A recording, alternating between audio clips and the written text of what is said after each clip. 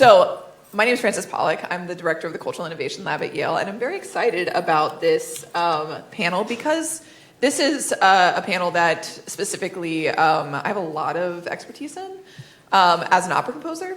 So this is a field I know really well, whereas like sometimes other fields, they're sort of tangentially talking about things that I know. Like this is my world, so I'm hoping that we can get very specific and very provocative in this one.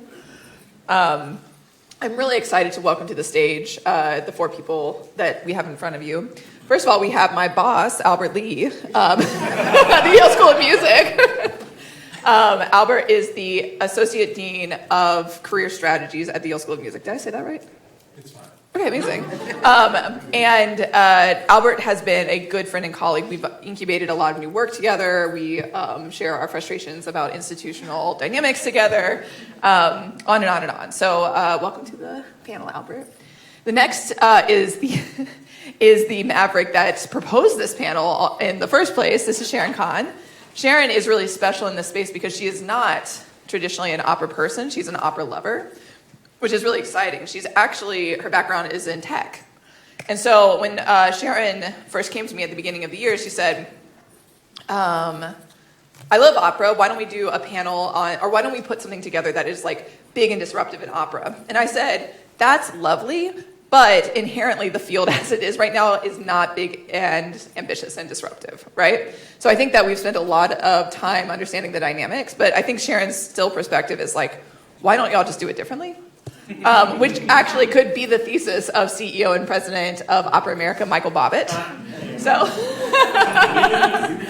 So Michael is a good friend of mine and is one of my entrepreneurs in residence. Sharon is also an entrepreneur, and Anna is an entrepreneur in residence at the Cultural Innovation Lab. You're my boss. Oh, yeah. You're my boss. You sign my paychecks. So Michael is equally a refreshing voice in this space because he comes from running the state of Massachusetts arts division from a governmental perspective. And now he's in this service org position where he oversees how many opera? 200 professional companies, 300 others, and about 3,000 individuals. Holy cow. Yeah. Yeah. And he is a fabulous artist. Actually, all of these incredible folks are artists in their own right. But Michael has stepped into what I call the Viper's Pit, which is opera in America today, and is, I think, equally bullish as in his perspective of what opera could be. And then finally is my good friend Anna, who is the managing director of National Sawdust. And Anna connected with me at the beginning of the year because I wrote something on LinkedIn, and she was like, that. Yeah. So she like found me through a friend of a friend of a friend, and we had coffee, and like ever since then we text daily, you know. And it finally just got to the point in the mid-year where I was like, you're so committed to this work, you obviously have to come and be a EIR with me, an entrepreneur in residence with me. And since then, you know, we've done venture labs with National Sawdust and their sister org, Vision into Arts. And I've gotten to know her whole team. And you've been brave enough to like put your org out there and say like, we need to fix this. Like, let's actually get into the plumbing. So I'm deeply, deeply grateful. 15 months sort of dragging the idea until now we finally have green light to sort of move on some of these ideas, which is great. And Anna is well known in the opera industry because you've been a singer and you've represented a lot of talent in the industry. So this panel is called Opera Disruption. I have asked them to be bold and blunt in ways they cannot be in traditional industry spaces. So first of all, I would love for us to talk get very specific about where we're stalled. So we can go down the line, people can jump in. Sharon, we could hopscotch over you. I can level set with numbers Yes. that may help you all understand why we are inviting disruption versus an intervention. Also, I want you to meet the team from Opera America that came: Pamela Jones, Jordan Younger, and Vincent Rudder-Cavato. Awesome people. I have to run right after this panel. I'm doing a keynote at Boston University tonight, so I'll be driving like a bat out of hell. But if there's any follow-up, please see these wonderful people. So we have data coming out soon. Here are some numbers. In the last 25 years, opera has reduced supply by 50%. So we're producing half as much opera as we produced in this country in 2001. But the costs have doubled. And that's adjusting for inflation. So we're spending twice as much on half the product, and the demand still isn't there.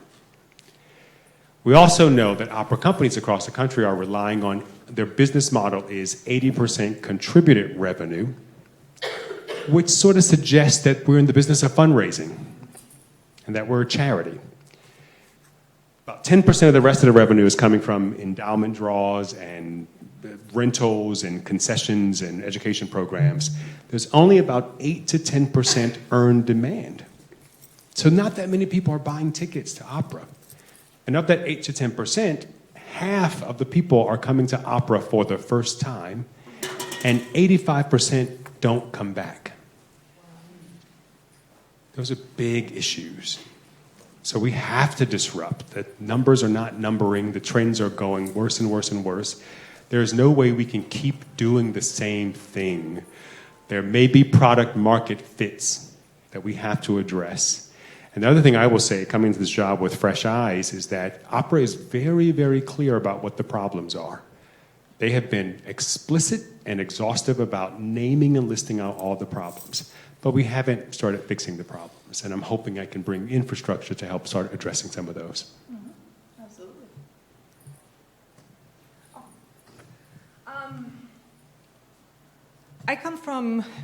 I spent 18 years in the for-profit area of the nonprofit industry.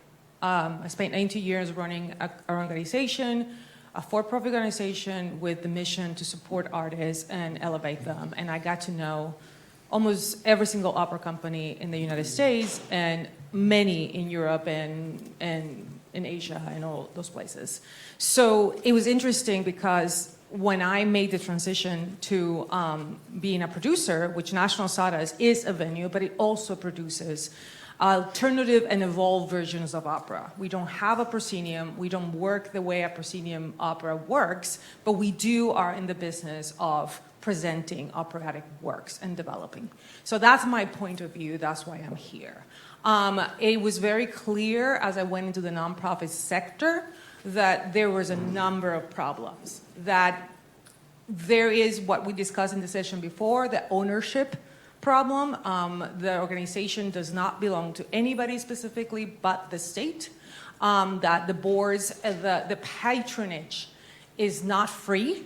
There's a very high cost to the dollar that comes via fundraising, and I think we don't talk about that enough. And there is a grandeur problem as it relates to opera. I think that there is a lot of us came into opera because of our experience and the voice and what we got to see as bigger than live art, because that's what we were sold, right? We go to the Met, we see this big thing, we want to see that everywhere we go, even if it's Toledo or if it's Austin. We want to see the same representation, and that's impossible. So we're having a lot of organizations competing for that grandeur sense. So the way I see it is we have like marketing fundamentals. We have a core product, we have an actual product, and we have an augmented product. The core product is we all want art. Art is valuable. Opera is valuable. We want to be part of it. There's a need for it. The actual product is the canon.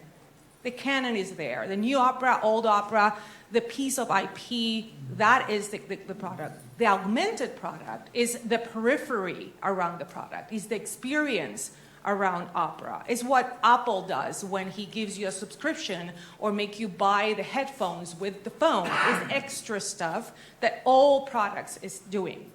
Well, opera in the United States doesn't do any of that. They're stuck in the product. They're stuck in imitating the grandeur that they discovered when they first discovered opera. I'll leave it at that. I guess as a performer on the panel, and I'll take my comments in that direction.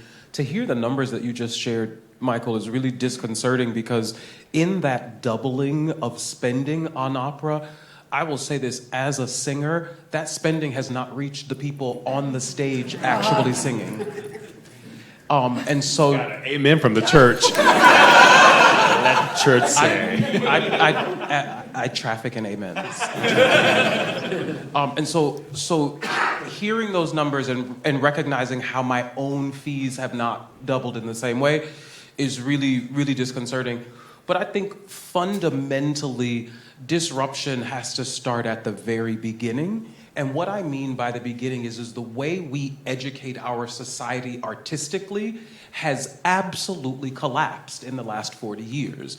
The way we educate our society musically has absolutely collapsed in the last 40 years. And so if you really want to talk about market dynamics, if you do not have an educated consumer, it is tricky to sell a product that is sophisticated and different and difficult. And so I think in order for us to begin finding solutions, we have to look at the challenges comprehensively and then figure out strategically how we begin sort of building on solutions. But without robust arts education, we are going to be throwing paint at a wall, hoping something sticks, and it's not. Okay, so amen to all that. That's a good point. That's very interesting. Would love to dig into that more. One thing that drives me nuts about what we do in arts and humanities is that we take a word from business and we have it creep into something else, into like our humanities speak, which has little to no connection to the original thing. So an example of this is equity. We have spent so much time talking about diversity, equity, inclusion that has nothing to do with the business sense of what equity means. We have this sense that like equity means fairness in some sort of like theoretical sense, which is not what equity means in any way in the business community. Equity means ownership. And so I am very eager, Sharon, for us not to do this with disruption. I would like for you to talk about what disruption means in your world, so that we can orient ourselves not to this idea that like we're nebulously going to blow things up and burn it to the ground, which has never worked, but that we can actually do what y'all do well. Right. So one of the reasons I came to Frances, I asked her, what is the most, or what is, like, let's pick a market, an industry where there is some struggle, right? Because in our language, do we have any tech people in the room? Okay. I believe this is one of the issues. Because it's an opportunity. In tech, what we're looking for markets where they need to disrupt. We're looking for opportunities where there's some struggle. We're looking for obstacles that we can turn into opportunities. So, in the tech world, we're talking about a market that has an opportunity that is not captured right now. And the equity or the model that we see is how can we disrupt that? Now, sometimes disruption comes from the out. Now, you hear all the experts here. I happen to grow in a house where opera was part of education. Right? So there's so much value to that asset that is not monetized today. And that's what equity comes.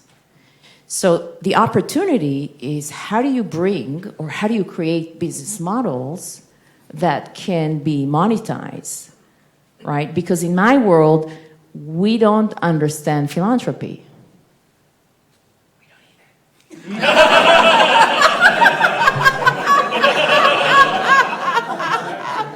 Right? So it's not that I'm the optimist in the room, but for us, that is the opportunity to disrupt a market that needs new models, right?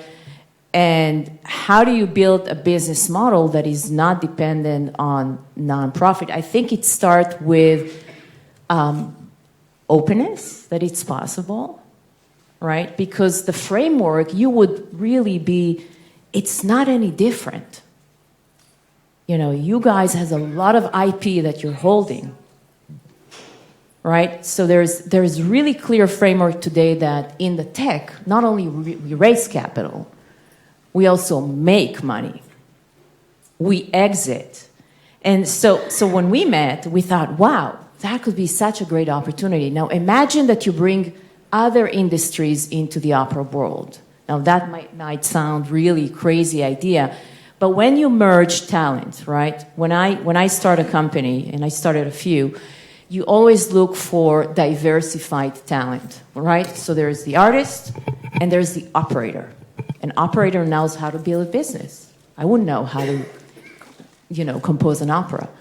So I think it's an opportunity to look, how do you bring more people to the room from different industries that probably has a very different point of view. So that's why I'm here. And thank you for coming, by the way.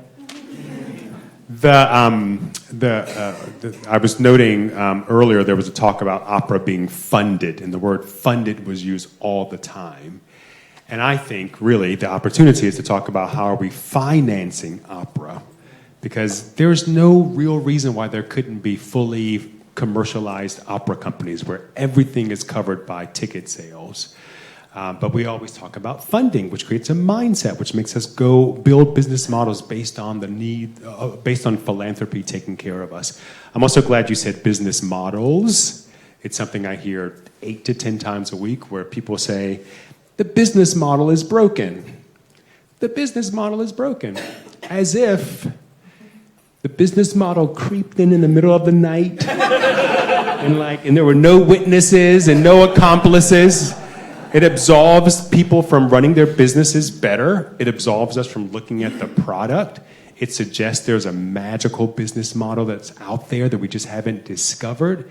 And also, if the business model is broken, why are you using it? And so the fact you said business models, because every single opera company should have their own individual business model. Mm-hmm. Absolutely. Sharon and Anna, I want you to answer this question. So we've done a lot of work, very practical, like field work, with your institutions, with your collaborators, and you've also met a lot of the people that Anna works with. And what was your reception as someone from the outside, kind of coming into the world? What did you think of the opera world? I'm curious. I think you guys know too much. You know too much. And there's sometimes, when I start ventures, and I definitely go to fields that I don't really understand, you don't know what you don't know, right? I don't have the wounds. And that is very powerful to think about ways to bring people that has different point of views. In the end, you're going to lead. Never ever let a tech person lead. However, there's an opportunity to create new models that can, for every opera, can look very different. There's no reason why you should not take opera to an IPO. You do it with paintings today. There's private placements. There's so many ways to create, and you are the creative people in the room. We just know frameworks, we know how to raise capital. We can really bring some, and what is so funny, we are not genius or we're not smart. We just keep repeating frameworks, right? So, yeah, and they're dynamic, right? They're not just content frameworks. They are capital frameworks. They are business frameworks. They are partnership frameworks. Yeah. I think I'm gonna because when I started to have these conversations in the field, there was a couple of different type of reaction. There was the reaction of, well, I don't understand what you're saying, but sounds interesting. What does that mean? And questions, and really, why would people buy it? This is supposed to be funded. This is supposed to be, the government should fund 100% of the arts. I keep hearing that. And I'm like, they're not going to. You're not going to wait for that because it's not going to happen. It doesn't even happen in Europe. They support a lot more, but there's not going to happen here. So let's really think through this. So I start sort of provoking and sort of poking at people and ask questions. And I don't have all the answers, but I want to ask questions. And first thing is the language barrier. Mm-hmm. There is no entrepreneurship education in our field. Right. Like, yes, I agree that there is an education, an arts education globally, because I came from arts education when I was very little, and this is why I'm standing here right now. So there is, but there's also not entrepreneurship in the people interested in the arts. Either you're one or another, but you cannot pick to do both. The people that have chosen to do both will advance and are going to be the disruptors of the industry.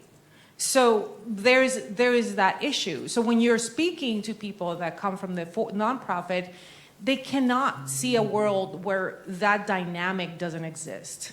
They become hyper-dependent on the relationship of the patron and the artist because it works for them. Because the people that I've talked to have that working for them. So then why am I going to change this? I'm getting money from these people to do my work. I don't have to give them back anything. No, the other models are different. I think, and Michael, I'm going to let you go in just a second, but I think one of the really painful moments of this year, just to say explicitly, was watching an artist flail in this space. It was deeply painful because a lot of times artists are so used to the storytelling and the practice of courting certain dollars in a certain way with certain, their own certain techniques. The second you put them into a sophisticated business space, it becomes painful to watch them try and navigate it. And we saw that with a very experienced artist in a very kind of real, raw way with a project that we did. Yes, and I'm gonna be honest with you. The ones that will take that humbly and say, I don't care what I have to learn right now. I just want sustainability for the field. And I will take my humble pill, and I will learn, and I will surround myself with people that want to learn this, and we're going to get this right. Yeah, I want to hear Michael. How many of you all graduated with a degree or degrees in art and never took a business class? So you learn how to make a product, but not how to sell it or price it or what your intellectual property rights were or how to negotiate a contract. That has to change, my friends. How many of you have an arts management or arts administration degree and feel like you can run a multi-million-dollar business? I saw one hand somewhat going up. A couple. That's great. That's great. But even that degree, so tonight I'm speaking, my keynote is to the Arts Administration, the Association of Arts Administration Educators. I'm going hard on their curriculum. It's not enough. It doesn't have the basics of microeconomics and supply. It's consumer behaviorism. And so to your point earlier about co-opting words and then changing the definition, we have foregone learning about consumer behavior, and we call it community engagement. As if every single person that has contact with opera will fall in love with opera. The people just need to see it. So let's give them free tickets because they're going to love opera because we love it. You can give me all the free tickets to sports ball. I'm not going to a seventh inning stretch. I don't even know what a seventh inning stretch is. It's not going to happen. I have to offer this because the truth is, but the community engagement was the replacement of DEI. Oh, yeah. Well, it gives you funding dollars. That's what people want to give you money for.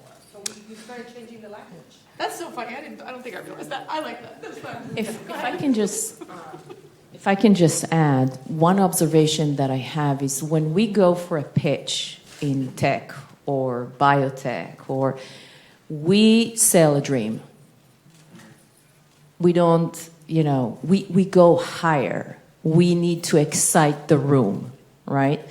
And one of the things that I've noticed is that there's no reason, and actually we can inject capital for profit, for making money for investors in the art.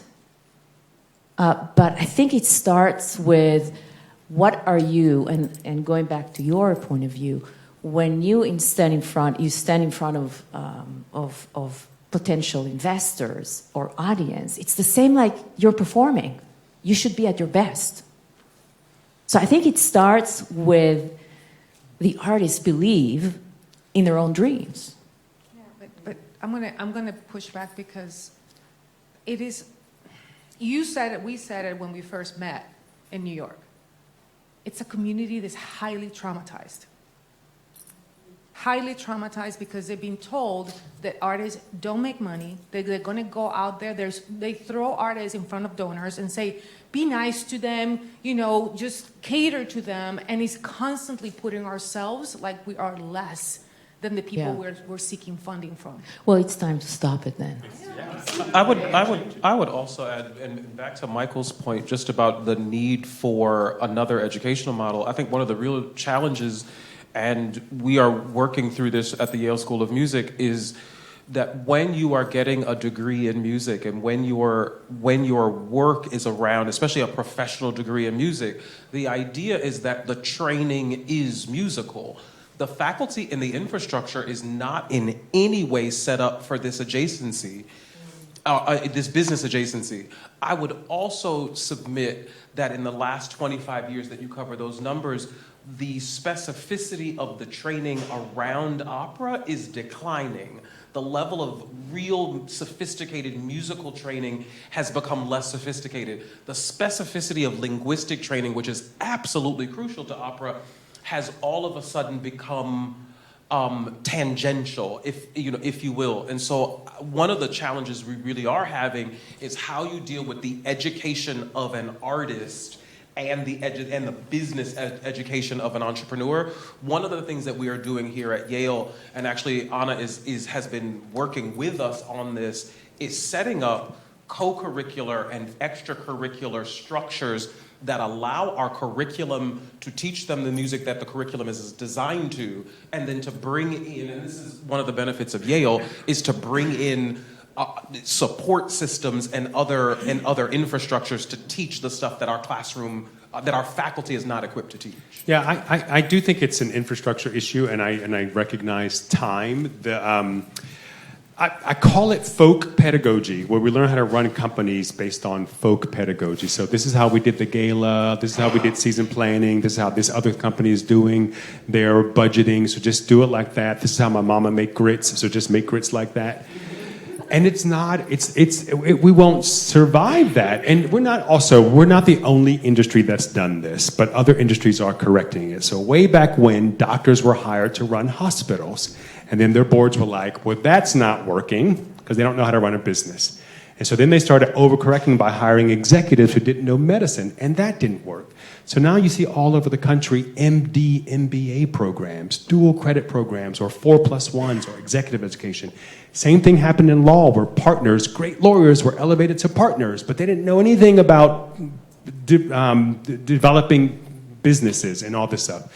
Same thing happened in education, where great teachers were elevated to provosts and presidents, but they didn't know anything about how to run the business. So that's the opportunity we have now. We can do 4+1 programs. We can do dual credit programs. Institutions can create executive education programs so that we can stop running our business through folk pedagogy methods, and we can learn really solid business skills. I want to jump in here because this is very close to my heart. I am a big fan. I mean, there was an argument months ago where Renee Fleming said, universities, you need to stop graduating so many people in the performing arts. There's not enough work. And I thought about it for a second, and I said, no, I disagree. I think we need to continue to train. What we are losing is 80% of those people that leave the arts don't come back. They don't come back as donors, not all of them, many of them. Some stay as arts administrators like me. Some find other ways to support the system. And I think that's important. I think that is our group. I mean, how many of you did chorus when you were in high school? So for some of you, it stayed, and you build your career based on that experience. We need to encourage the 2.0 of artists. What else is after that? I'm going to bring an example of something that we are working on, because I'm at the board of Visioning to Arts, which is an artist-led producing organization. It does opera, immersive in alternative spaces, new works with incredible reach. It's going to Mexico. It's right now going to London. And we are going to balance that vision into ours with a venture studio next to it to take that IP and monetize it. As well as National Sawdust is a larger organization that has a board of directors. We are not going all the way into for-profit, but we are creating a studio that will teach, that will mentor the artists that we bring into the space to develop new works, to get their artist corporation, to go for profit, to build infrastructures as they go out into the world. We know at National Sawdust that there's a gap there, and we want to try to fill it in. And there are organizations that want to do this work. We just have to partner with each other. Yeah, I mean, and I just want to talk about some of the and we're in an institution, right? Like, we're in a storied institution that has been historically known as the Ivy of the Humanities. But let me actually lay bare what is going on here. And I'm going to exclude you from this because you've been an advocate for me, but I'm just going to tell it as it is. My contract with the School of Music was for 1 year. They contributed $20,000 to my overall contract so that I could work with Albert so that we could make as much headway out into the campus as possible. Albert has to worry about the careers of all of the other students. So that's the only investment. It was a 1-year contract that the art schools in this university have made to innovation. It's not, and I had a really wonderful David Geffen School of Drama person come up to me, and she was like, why don't people know about this? Why weren't we invited? I was like, I do not take responsibility on that. I've been here for 7 years working on this. It has to come from leadership at those institutions who are used to being endowed and used to running on philanthropy. If Albert's the only one at the School of Music who is leaning into this space, how is it that a recent grad and an associate dean can actually do this? Like, if you're moved by this work, go ask them that. Because they say they want it, they're willing to put lip service to it, and yet their students are finding me, the faculty members are finding me, they're scared about going out into the world and not knowing if they're going to be on a breadline, if they're going to be on public subsidies, because they know that the industry is struggling. That's Yale. That's Yale. That's Yale. And here's the thing. We don't charge tuition. So at least we get to absolve ourselves of that. When I graduated from Peabody, I graduated with $80,000 worth of student debt with no trust fund. And so I moved to New York City, an expensive metropolitan area. I lived in Brownsville, New York, which is scary. As an opera singer, commuting an hour and a half to Lincoln Center to make donor calls, because that's the only way I could afford to see opera. Right? Those are the institutional realities that our graduates are graduating into the world with. Yale is a place where that can change, period. But it has to come from leadership. It's an opportunity for me at Opera America. We are talking about, as I listen to the sector, they are very clear about what the problems are, and many of them are very experimental, but they may not have the skills to do experimentation and R&D in a professional way that will stick. And so we're going to create an R&D department. We're going to take the ideas generated from writings and from conversations and from programs, and we're going to bring them in-house with expert innovators and entrepreneurs and social scientists and equity experts and economists. We're going to further develop them. We're going to prototype them. We're going to pilot them. And then hopefully we can pay opera companies to beta test them. And none of this is going to be on the production side. I don't need to help you all make art. What I need to do is do R&D on the administrative side, on the innovation side, on the patron retention side, on the advocacy side. I'm excited about that, and we've been talking about how we can work together to create that. Yeah. It doesn't exist in the nonprofit arts world, and it's the thing to me that is the most critical to getting ourselves out of this funk. Everyone keeps asking me for business models, so we have to find space to make it. Let me say one more thing, and I swear to God I will shut up.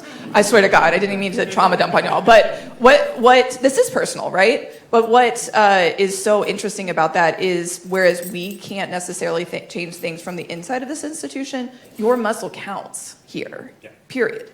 And that is the project of like the inside outside. How do we transition this? All right. The thing I was just thinking about, with all of the sort of difficult conversations around the state of opera, the thing that I'm most hopeful for is the power of the human voice has never dissipated. and it's not going anywhere. Great artists are out there everywhere. One of the challenges in the industry are the people who are often in the most powered positions to put people on stage truly do not understand what the connectivity is between artist and audience. And so very often they're putting on stage who their friends are, they're putting on people who they know, and we're not getting that really authentic and transcendent experience that is when opera really works and when the artist really connects. I was so curious. It's so funny because there's so much opera in the news when I started the job, and all my friends are texting going, "Are you okay?" Yeah. And then Timmy Blink. came in and just smacked you. Blink twice if you need help. But I was so curious about the response to Timothy Chalamet's glib and uncaring comment, because the sector got incensed, and I got really curious. I'm like, if he is bored, we should be curious about that, because he represents a lot of people. There are millions of people that may feel the same way. But we got incensed, and we don't want to let go or investigate where the friction points are, or where the product market fit, or where opera is not matching modern consumption. We are squeezing it like Lenny's little puppy in a Mice and Men, and it may be part of the problem. Absolutely. I'd love to hear from y'all. What are you curious about? Again, this is a good space for bold questions, and we won't. Yeah, Alex. Hi, thank you all so much for this. I'm just getting so much out of this, so I really appreciate all of your perspectives. I'm kind of wondering about this education piece. I am a musicology professor at a state institution in the Southeast, and these conversations about how are we preparing our students with business classes or lack thereof, because unless you're a music industry studies major, you're not really getting access to this. It's not a part of our curriculum. And so I'm wondering about how we might use existing institutions like the National Association of Schools of Music, which has standards for curriculum, if you are a part of that, to sort of encourage or force schools to make this a part of the curriculum. Because if we say that we are dedicated to preparing our students, right, they need to have this training. And you all in the industry can clearly say, yes, you need this training. We have the data, we have the life experience. And so I was just wondering if any of that is on your radar at all, or maybe that's on me to go back as an academic and be like, hey, we need to get with the program. Probably you didn't expect me to take that, but may I? Yes. My point of view is a little bit different. I think that institutions, academic institutions, has the platform to bring pragmatic people, mentors from the industry that not necessarily as part of the academic world, but creating accelerators, creating programs, creating mentorship. So I just, I spent yesterday, I was in biotech and tech, right?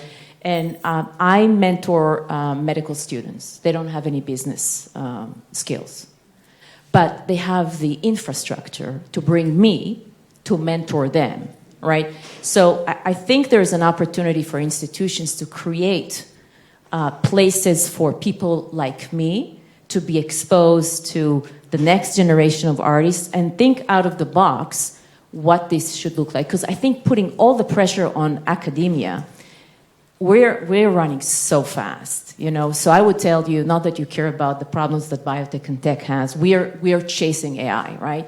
We have no time to teach all the skills. But we're creating framework around that to expose artists and educators and all the people here to potential investors, to potential mentors, and by creating those programs.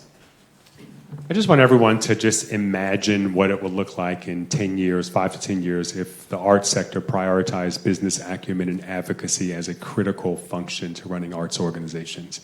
if I'm not mistaken, I'm looking at Charlotte because she's my resident historian. I think the arts management degree programs came online in the 80s. That's about right, yeah. Okay, I and mean, that- they're definitely a late addition to the Yeah. curriculum. And that came from pressure from employers who said, we need these people to be trained this way. So it is possible that employers and service organizations and alum can go say, let's get it together, y'all. Because what's happening right now is not working. So in Massachusetts, I was fed up as the funder for the largest funder for the arts, because I got applications where they weren't filled out correctly by artists. Like, you have a last name. Like, your address has a city, a state, and a zip code. And if you don't know your social security number, don't just make it up. Exactly. And so I pulled the whole sector together. I got support from workforce development and education and our lieutenant governor, who just was like, it's not okay for our schools to graduate artists in Massachusetts that are not able to get jobs. So you all need to fix this. So we got together, we had a couple of summits. I think they're going to continue that work. We also did a survey, and I'm telling you some things from the survey. We surveyed prospective students, parents, alum, teachers, provosts, deans, etc. The biggest sticking point was faculty. Faculty did not want to give up coursework to make room for business training. They did not. And they would say things like, we have to protect artists from having to worry about the business. I'm like, she owe you $60,000. Or, when they learn business, it will erode the quality of their art. And my favorite, the most beautiful discrimination I've ever heard was, artists' brains aren't designed to understand 100%. art and business. 100%. So we do it to ourselves. Yes, we do. Amen. One of the things I was going to say when you brought up NASM specifically is, in many respects, the kind of navel gazing that gets done among the membership is part of the issue. And so I think an outsider's perspective and a more comprehensive perspective is really what's needed, because in many respects, NASM has presided over the stagnancy in music schools and higher education. All right, who's going to ask a good question? You were making eyes at me like, I feel like you got a good one. No, you. Yeah. Yeah. Overflow? I was at Overflow yesterday, so you couldn't hear it. So I'm one of the three techies in the room. I'm an engineer. I also run a business teaching sales.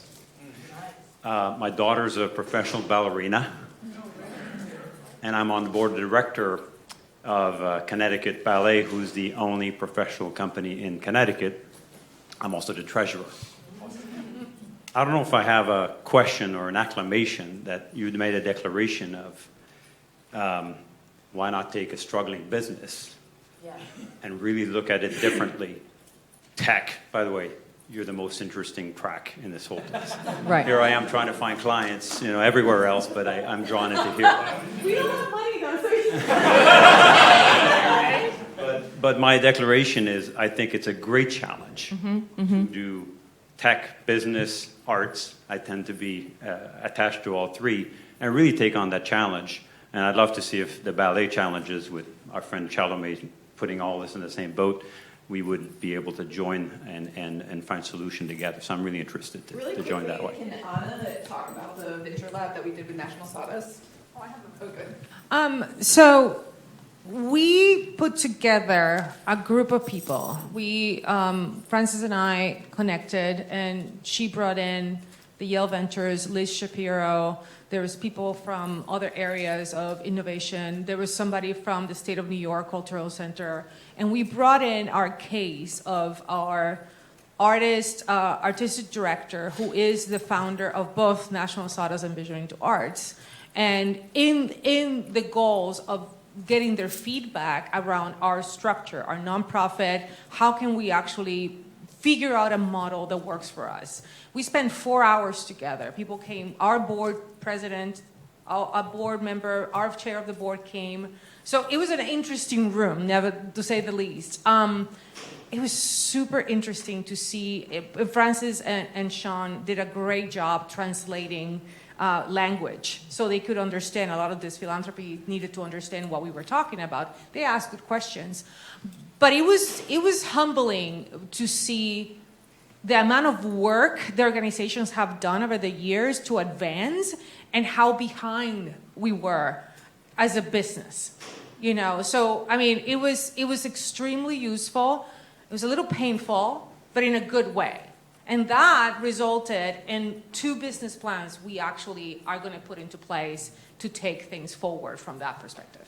And that's what Yale can be doing, especially in the state of Connecticut, where we're backed by state-supported resources. Like, we would love to do a case study on your organization. By the way, June 13th, June 20th, Giselle. An entrepreneur. June 20th at Bushnell. Please buy tickets. I love that. Arden, I saw your hand up. I'm never gonna. It's a comment and a question. Your explanation, Michael, of the lack of training and education that artists receive. I'm an educator, a civic literacy advocate, and it put me in the mindset of Paulo Freire and his, literature, pedagogy of the oppressed.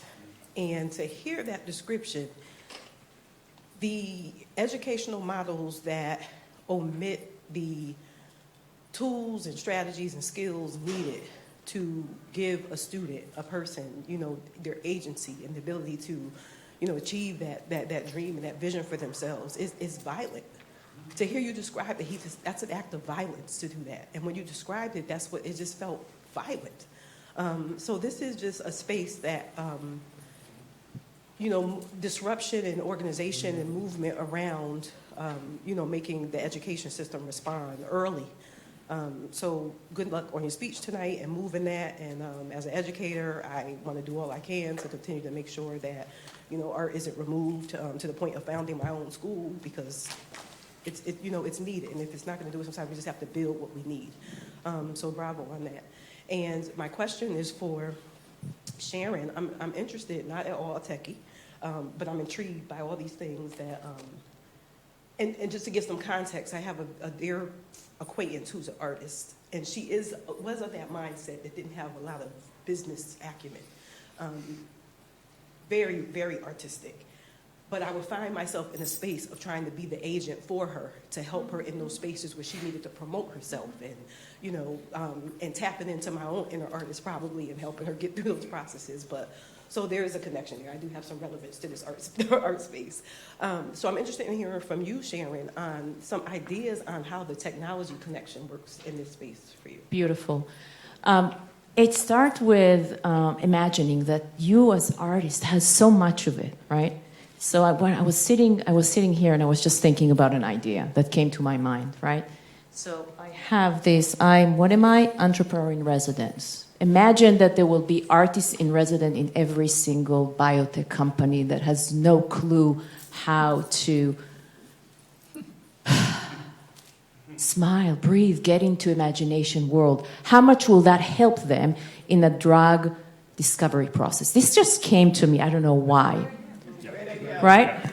Look what happened now. I was with Francis the other day. There were a bunch of biotech people.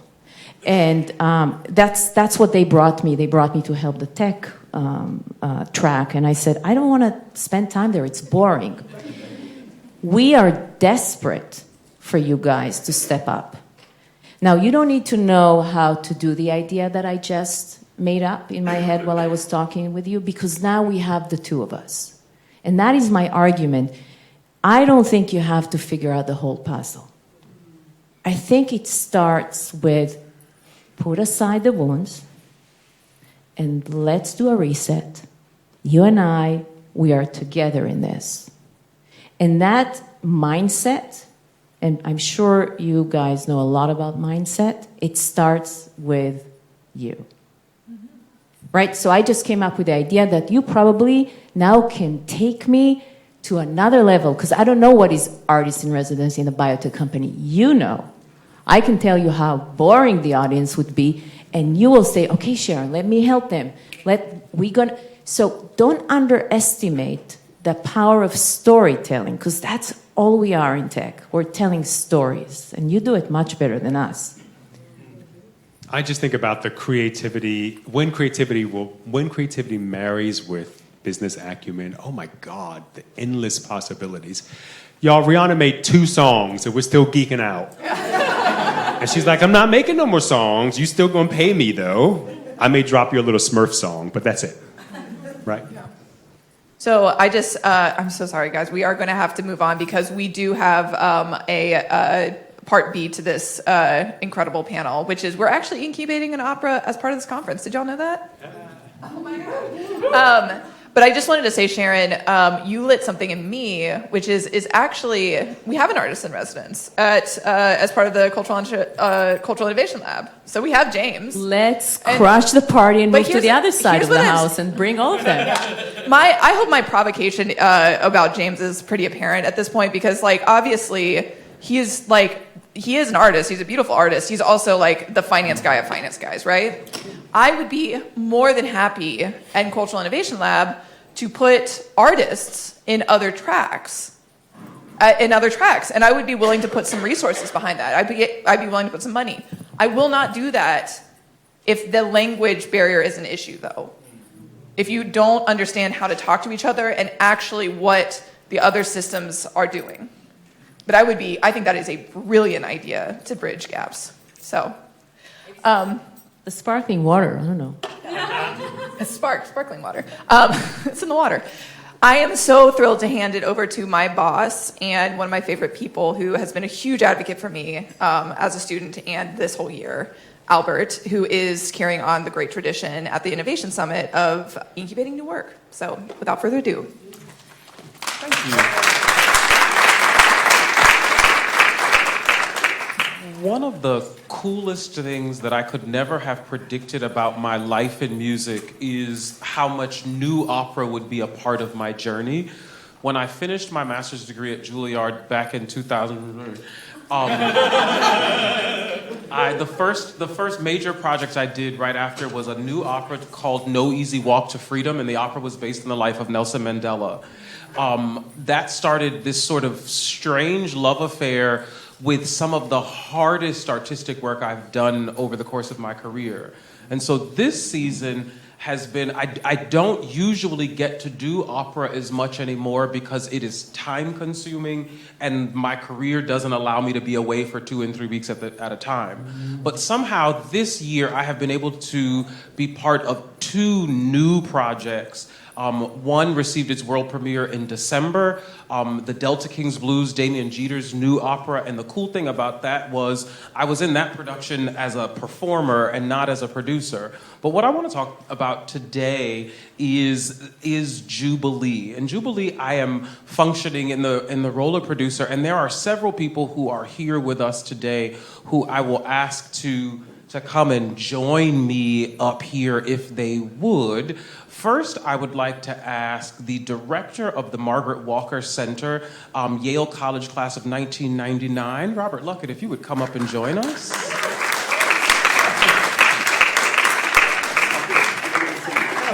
So maybe 2 years ago, while they do their meet and greet, maybe 2 years ago, I met Robbie on a Zoom call as I was talking to someone who has become a dear friend and collaborator, Phyllis Lewis Hale, head of voice and opera at Jackson State University. And if you would like to come up and join us, that would be wonderful as well.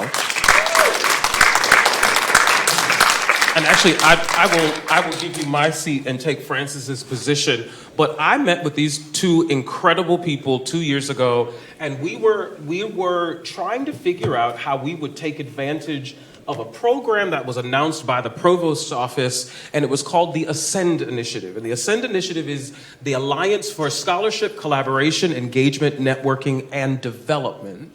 And the purpose of the program was to strengthen Yale's ties and collaboration specifically with HBCUs. When that was announced 2 years ago, I started thinking about who was in my network that were collaborators, creatives, researchers, people who liked to get things done. And the person who came to mind was the voice teacher of a colleague who is in this production tonight, Edwin, and his voice teacher was Phyllis Lewis Hale. And so we started talking and exchanging ideas, and this project came up. She introduced me to Robbie, and this project came up. And so I'd like to introduce you also, and I'll ask them to join me as well, the composer and librettist for Jubilee, Randy Klein and Joan Ross Sorkin, if they would join me as well. And so I'll just, before we launch into Jubilee stuff, I will just share this. Opera was not inevitable for me. My love of opera is in no way inevitable. I sometimes laugh at how I got here, but I will tell you, I heard a poem, and I heard a poem set to music that was technically art song. And one of the challenges with opera is how we define it, because we don't always know exactly what we're listening to and the subgenres. But the poem was this: because my mouth is wide with laughter and my throat is deep with song, you do not think I suffer after I've held my pain so long. Because my mouth is wide with laughter, you do not hear my inner cry. Because my feet are gay with dancing, you do not know I die. That poem is Minstrel Man by Langston Hughes. I heard one Leontine Price sing that around the corner in Woolsey Hall in 1997, and it changed my life permanently.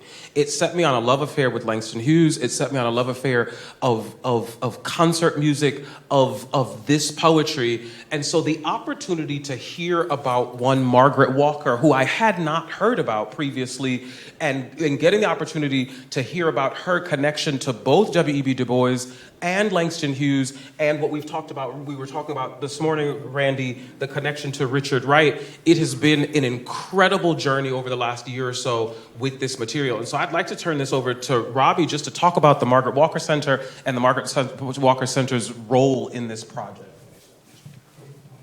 Yeah, thanks, Albert. It's good to see you. Good to see you also. I was in Yale so long ago, this building didn't exist, and when they told me it was at the Meineke, I literally went to Meineke. So forgive me for just sneaking in the back door. And I will also say I'm a civil rights historian at Jackson State who is now producing musical theater. So if you don't think you can diversify in your professional career, come on, you can do it. So the Margaret Walker Center. Margaret Walker, this world-renowned novelist and poet who in 1942 wins the Yale Younger Poets Prize, which is still one of the most prestigious poetry prizes in America, for her collection of poetry For My People. It launches her kind of into worldwide renown and fame. In 1942, she's the first black woman to ever receive the Yale Younger Poets Prize. And at the same time, she marries a disabled World War II veteran and starts a family. And she's torn between what she's going to do. And ultimately, she decided, because she's the primary breadwinner for the family because her husband is disabled, she's going to start teaching. And she ends up at Jackson State in 1949 and spends the rest of her career at Jackson State, 30 years on the English faculty, where she will also write and produce her classic novel, Jubilee, in 1966. Look, I'm a civil rights historian. I could go a long time talking about what it meant to publish Jubilee in 1966 while living in Jackson, Mississippi. On the same street Medgar Evers lived on. He had just been assassinated 30 years earlier, so I won't go into all of that. But Jubilee was a groundbreaking work. It launches the genre of fiction that we know as neo-slave narratives. You think Roots, Beloved, that tradition of modern slave narratives starts with Margaret Walker in 1966. 2 years later, she founds our center, 1968, the Institute for the Study of the History, Life, and Culture of Black People. It was a Black Studies Institute. If you know much about the academic discipline of Black Studies, it comes out of the Civil Rights Movement, it comes out of young Black people saying we want to study our own history and culture.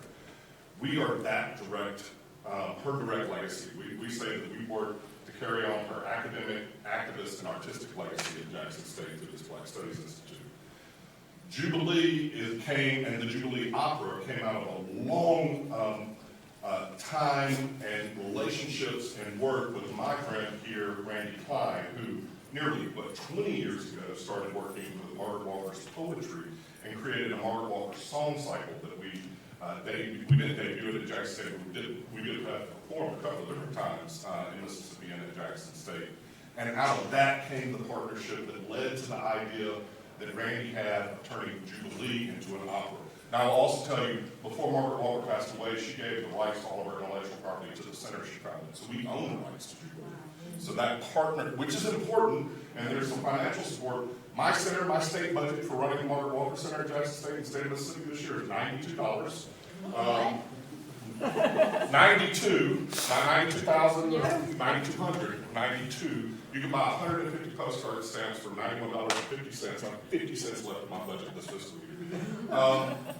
But because of that, we wanted to be really intentional about the future of Jubilee. We already had a strong working relationship with Randy. He had this beautiful idea, and we're so excited 5 years later or more that he's been working on opera, that we're here for the premiere at Yale, at my alma mater tonight. It means so much personally and professionally to see this come to fruition. That was more than a chance. It's okay. So before we turn this over to the creatives who are going to, their work is going to be on display tonight, I sort of want to talk about the other piece of this collaboration that I think is really important. There is an opera company on the campus of Jackson State University that has been in existence for decades. My own connection to that opera company is earlier this year, I had the pleasure of performing one of William Grant Still's 9 operas. It was my second time performing this particular opera. The opera got its premiere at Opera South in the late 70s, the company that is on the campus of Jackson State University. And so I would love for Dr. Hale to talk just a bit about Opera South and the importance of this project toward rebuilding the legacy of Opera South and bringing it back to former glory. Thank you, Albert. We are very excited that this project is living and breathing. Forgive me, I've had bronchitis. Opera South was founded in 1971, and by actually a Catholic nun by the name of Sister Sisson, who was at Xavier University. And she had many students who graduated and left Xavier. She was doing full-scale productions there, but they couldn't get any work. So she was deciding, what's happening? Why can't my students get jobs and performances? So she was asked by Charles Evers to come to Fayetteville, Mississippi, and she came to do we call it a community center for the arts and so forth, but she found out that Jackson State was where 2 of her students were teaching. And long story short, the president of Jackson State University, Tougaloo College, and Utica Junior College came together with Sister Elise, and they founded Opera South. And a lot between that, but the founded Opera South, the first opera was Aida, full-scale, city auditorium, standing room only. I was a baby, I didn't know anything about it. My mother told me about it. But Opera South produced some 10, 20 operas between 1970 and 1980. There was a short demise, and we had some change of leadership and so forth. And when I was a student at Jackson State in the 80s, Opera South was revitalized once more. I was Hansel and Gretel, and that was my first debut in opera was Opera South. And as I moved away, came back, demise again, the company was not functioning, I was hired back in 2003 to revitalize Opera South as a new vocal faculty, and we did Die Zauberflöte, Mozart, and with the Mississippi Symphony Orchestra. And we changed leaderships again at Jackson State. So long story short, Opera South has been a training ground for many young singers for many years, but because of the lack of funding, support, and now it's housed under Jackson State University, a university, we have not been able to maintain that structure until now. We have a new president who's very, very excited about revitalizing the company, and we started the HBCU Opera Music Theater Collective. About 16 HBCUs have come together, and without our separate silos, we come together this summer. Last summer was a boot camp. Albert was one of our wonderful teachers there, and that boot camp brought about a lot of notoriety. NEA was happy about what we were doing. And this year, the NEA gave us another grant to support the Jubilee Opera and the festival. So Opera South is a training ground. We're not an A-B opera house trying to compete with the major company. We want to be a training ground for those students, especially HBCUs, who don't have opera programs or musical theater programs separately, but have students who want to be involved in those programs. They can audition for the summer program at Jackson State, which is housed through Opera South, and they get a chance to try to come in and try out things, audition, prepare for big auditions that Opera South can provide them with. So I'm rambling, but Albert, thank you so much. Thank you. So I want to, now that we have gotten the background of this partnership and what this partnership is producing, I want to turn this over to Randy for you to just share with us. We've talked about this a few times, and it's always been, I think, the most compelling part of the story is to share with us your experience with Margaret Walker and how you came to know her poetry and be inspired by it. Thank you. I met Margaret Walker in a documentary. She was a talking head. It was the Richard Wright documentary, and she was talking about Richard Wright, and I was writing the music for that documentary. After that, I had never heard of her, and after that, 3 years went on, and one day I was on the subway going from Manhattan to Brooklyn, and up on a placard is a poem, Lineage, written by Margaret Walker, and I started to read it, and then I said, oh my goodness, I know who that is. She was the talking head. And I wrote the poem down, and I went home that night and wrote music to it. Over a period of the next 5 or 6 years, I slowly discovered more of her poetry and wrote more music to it. Not really knowing what I was going to do with it, but it touched me, so I wrote. I like writing melodies, you know. And it sang. Margaret's poetry sings, and that's really important to know. Go fast forward, I wrote 13 of these poems, and then I wrote the music to For My People, which is her most historic poem, and the one that won the Yale Opera Prize. Not Opera Prize, Poetry Prize. And then I was introduced to Jubilee, and I read it, and it was like a page turner. You know, I couldn't put it down, and I just knew it sung. Oh my goodness, this thing sings, and that's my journey with Margaret Walker's work. And as a composer, I come from really not the opera world. I started writing songs in the late 70s. I have R&B songs. I have music for theater for young audiences. I have jazz recordings out. I have piano improvisation recordings. You can find all this on the web. It's easy to do. And so writing opera was just a totally new experience. But it's sung, and for me, melody is what counts, and